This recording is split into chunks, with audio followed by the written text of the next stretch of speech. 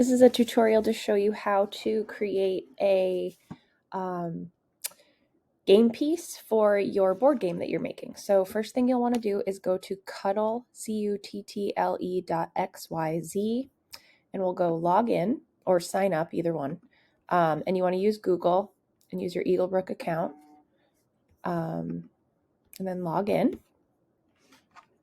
Next thing you'll want to do is, if you have never used this before, you can go ahead and click new blank project. If you have existing projects, you can only have 5 for free. So what you can do is click on those or float over the box and get these 3 little lines, and you can delete them if you need to, if you have too many. But then you can click create a new blank project. From here, now you can choose what shape you want your game piece to be. Sounds like you might want a circle or a rectangle, but you would first want to measure. So you click on what shape you want, you drag it out onto the build plate here. When you click on this tells you how wide it is this way and how tall it is. So it's 1 inch wide by 1 inch tall, which seems like a pretty good size actually for a game piece. So then if you do the browse all shapes option, the next thing we want to do is make sure that our circle, or whatever shape you decide to use, that the stroke is, if you click on that, you want it to be orange. So you just need to choose something in the orange category there, because orange, an orange line on the Glowforge will cut. So we want to cut through the outside of the material to get our circular shape. So then I actually might bring in this shape because it's kind of fun. I'm going to put that. I'm going to shift and click and drag, and that will make it keep its aspect ratio. So, all right.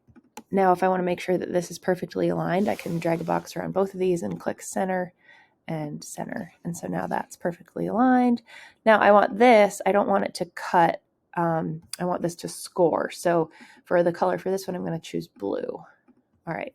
So then on the inside, you can put text if you want to.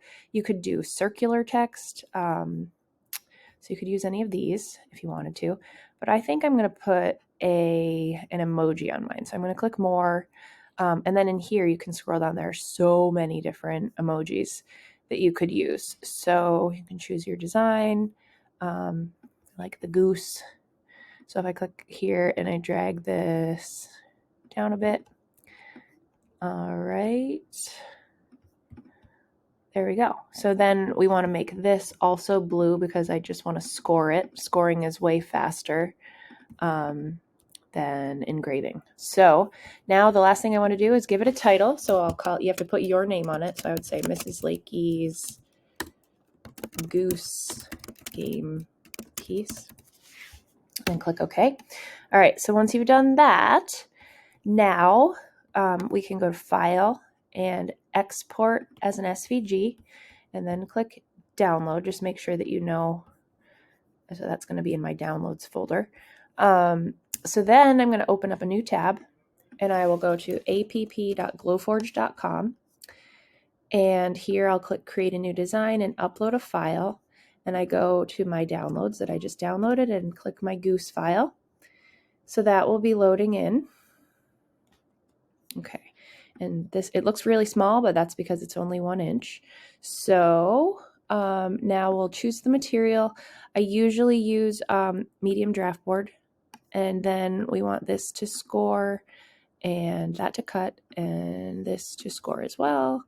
Okay, so then if material were in the machine, I could go ahead and click print, and then it would have our game piece. So let me know if you have any questions, but that is how you would design a game piece for your board game.